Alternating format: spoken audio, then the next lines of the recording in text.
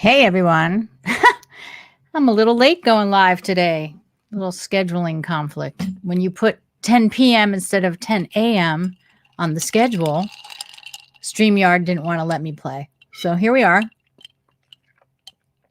We have one person following now. Fabulous. Say hello. I can see your comments if you're on Instagram. I can see your comments if you're on LinkedIn.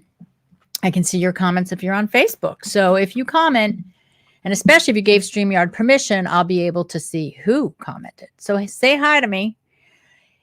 We're here at approximately 10 a.m. Eastern today from New Jersey, where it's still flirting with summer in between cold snaps.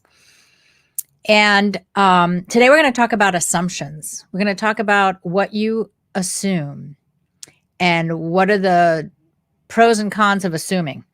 So when you assume something, you kind of have a filter, right? You have a filter over your eyes, your listening, your mouth. You already made a decision about something, right? So when we assume something, we've already made a decision and we haven't really checked the accuracy of that assumption. We just assume. So for example, if I'm a small business owner and I assume I can't charge any more money for what I do, then I'm not going to take any action to raise my fees. And you might make that assumption based on experience. Like, I already have enough trouble with people paying what I'm asking for now. How can I ask for more money? But here's where most people go wrong, is that they'll look for that evidence, but they don't test the assumption. And that's what I want us to focus on today. You need to test these assumptions in order to recognize that your filter, your pre-made disposition isn't always true. So I've shared the distinction before of fact versus interpretation. You know, there's a fact. People aren't paying what I'm asking for now. My interpretation is they won't pay more if they're not paying that. So, but when you change that assumption, you're going to ask differently. You're going to show up differently, and you're going to test the waters. Now, I know for me, hi Kyati, that every time there's been a downturn in the economy, I actually raise my fees.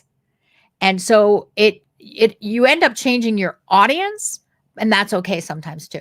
All right, so let's test another assumption.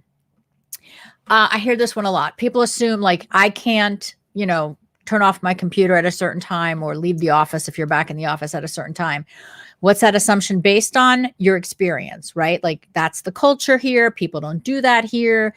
People are available around the clock. So we make that assumption that we can't do differently. Test the assumption. Test the assumption. Negotiate, renegotiate. Say that, if I leave at this time, I'll still log on at that time because that works better for my family life. Test the assumption. I work with a lot of people on career transition. People assume I'm too old to make a change. So when you make the assumption, then you're not going to take any action. And I can't tell you how many times we've gotten people over the hill, of you're not too old to make a change. So let me give you one more example. And think about it this way. Like, think about you entering a room, whether it be for an interview or a gathering or a meeting, and maybe it's family, and you have the assumption based on your experience or based on your interpretation of something that these people don't like you. So how do you walk into a room feeling like nobody likes you versus how you walk into a room fully confident that, you're cool with these people?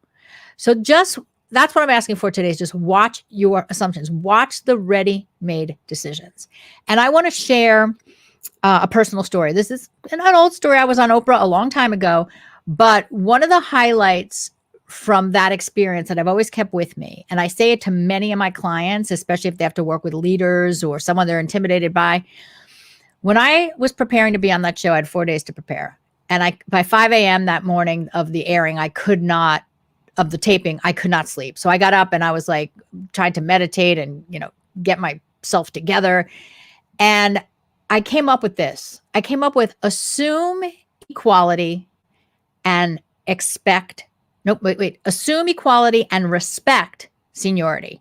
Assume equality and respect seniority. So Oprah has seniority, her show, she's the star.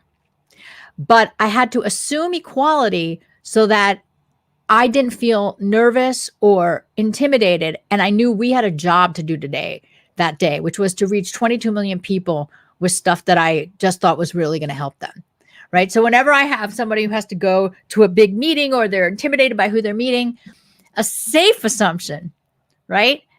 There's good assumptions and bad assumptions. A safe assumption is assume equality, respect seniority. You show up with great confidence and just likability. Now, as I just said, what's a bad assumption? What's a good assumption? So a bad assumption is when you limit yourself in some way. A good assumption, even if it's naive, puts you in a place where you're at your best. And I'll rather you assume up than down anytime. So let me end our quick message today about your assumptions and watching your assumptions with something that comes from the television show The Odd Couple. Some of us are old enough to remember it. Some of us, you've got to go find it on Hulu.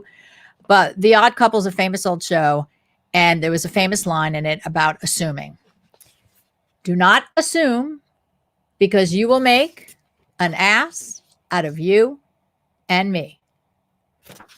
That's my message for today on a Friday.